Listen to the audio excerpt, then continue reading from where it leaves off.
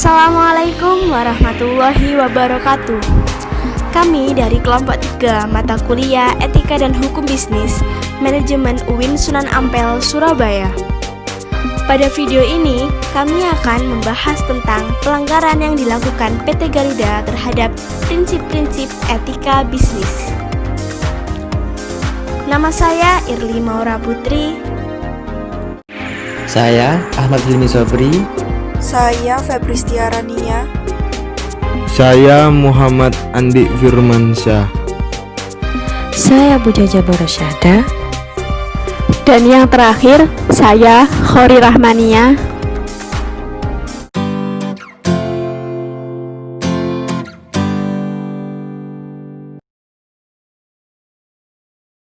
Profil perusahaan PT Garuda Indonesia. PT Garuda Indonesia ini merupakan perusahaan penerbangan komersil pertama di Indonesia. Maskapai penerbangan ini pertama kali mengudara pada tahun 1940-an dalam era kependudukan Belanda. Pada saat itu, maskapai ini masih bernama Indonesia Airways sejak 26 Januari 1949 dengan pesawat pertamanya yang bernama Sewu Lawah atau Gunung Emas. Pada awalnya, Garuda Indonesia merupakan hasil kerjasama antara pemerintah Indonesia dengan KLM, yang merupakan maskapai Belanda yang kemudian sahamnya itu dimiliki oleh pemerintah Indonesia pada tahun 1953. Pada tahun 1953, Garuda Indonesia telah memiliki 27 pesawat beserta staf-staf profesionalnya. Lalu Garuda Indonesia pada tahun 2000 membentuk anak perusahaan yang bernama Citylink yang menawarkan penerbangan dengan biaya murah ke kota-kota yang ada di Indonesia. Tetapi dengan adanya peristiwa-peristiwa nasional yang terjadi seperti serangan 11 September 2001, peristiwa Bom Bali 1 dan peristiwa Bom Bali 2, wabah SARS dan bencana tsunami Aceh 26 Desember 2004 serta peristiwa jatuhnya sebuah pesawat Boeing 737 di Yogyakarta berdampak masalah keuangan kembali terjadi di pihak Garuda. Hal ini diperparah dengan sanksi Uni Eropa yang melarang semua pesawat maskapai Indonesia menerbangi rute Eropa. Setelah kembali menata krisis keuangan yang melanda Garuda, Garuda mulai mencatatkan saham di Bursa Efek Indonesia sejak tanggal 11 Februari 2011. Selain itu, Garuda juga menjadi sponsor dalam penggelaran SEA Games 2011 yang digelar di Jakarta dan Palembang. Pada tahun 2012, maskapai Garuda Indonesia juga menjalin kerjasama dengan salah satu klub sepak bola Inggris yaitu Liverpool FC sebagai partner resmi Liverpool FC dan sebagai partner maskapai penerbangan global resmi Liverpool FC. Hingga saat ini Garuda Indonesia tetap menjadi pilihan utama konsumen Indonesia dalam hal penerbangan. Baik, selanjutnya saya akan menjelaskan mengenai kasus PT Garuda Indonesia tentang keanehan laporan keuangan pada tahun 2018. Menurut CNN Indonesia, PT Garuda Indonesia Persero Tbk tanpa diduga berhasil mencatatkan kinerja cemerlang pada tahun 2018. Bukan ruginya lagi yang menurun, tapi perusahaan mencetak laba bersih 809,84 ribu US dollar. Namun berita itu rupanya tak disambut baik oleh seluruh pihak. Dua komisaris Garuda Indonesia, Khairal Tanjung dan Doni Oskaria, menolak menandatangani laporan buku tahunan Garuda 2018. Keduanya merupakan perwakilan dari PT Trans Airways dan Feingold Research Ltd selaku pemilik dan pemegang 28,8% saham Garuda Indonesia. Mereka tak sepakat dengan salah satu transaksi kerjasama dengan PT Mahata Aero Teknologi yang dibukukan sebagai pendapatan oleh manajemen. Dalam surat yang didapatkan oleh awak media ketika rapat umum pemegang saham tahunan RUPST berlangsung pada Rabu tanggal 24 bulan 4 tertulis bahwa Mahata bekerja sama secara langsung dengan PT Citylink Indonesia Melalui kesepakatan itu, keuntungan yang diraih Grup Garuda Indonesia sebesar 239,940 juta US dollar dengan 28 juta US dollar. Di antaranya merupakan bagi hasil Garuda Indonesia dengan PT Sriwijaya Air.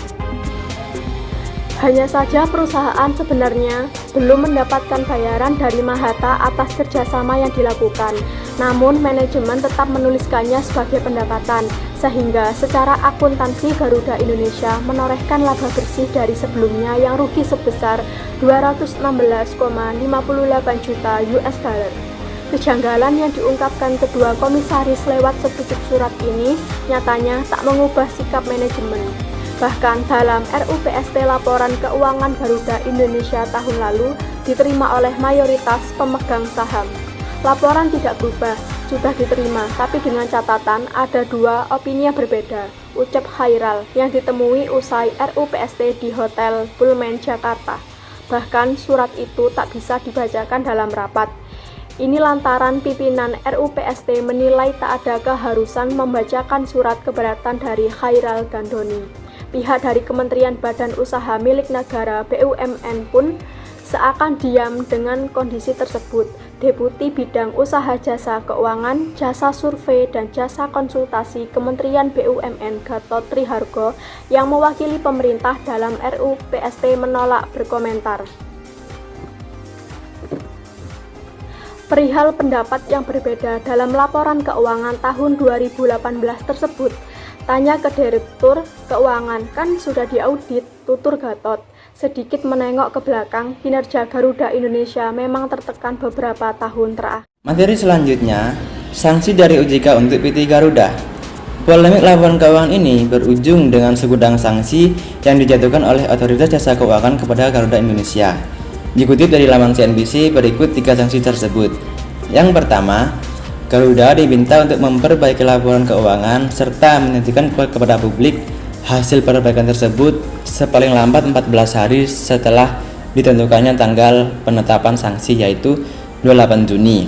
Yang kedua, Garuda serta seluruh direksinya dikenakan denda sebesar 100 juta rupiah. Yang ketiga, dikenakan sanksi administratif berupa denda sebesar 1 juta rupiah secara tanggung renteng untuk direksi serta dewan komisaris yang menandatangani laporan keuangan pada tahun 2018 yang lalu. Oke, next.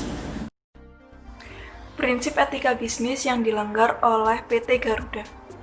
Yang pertama yaitu prinsip otonomi. Dalam kasus ini, PT Garuda Indonesia tidak bertanggung jawab atas pembayaran tax amnesty atau pengampunan pajak dan denda sebesar 145,48 juta US dollar.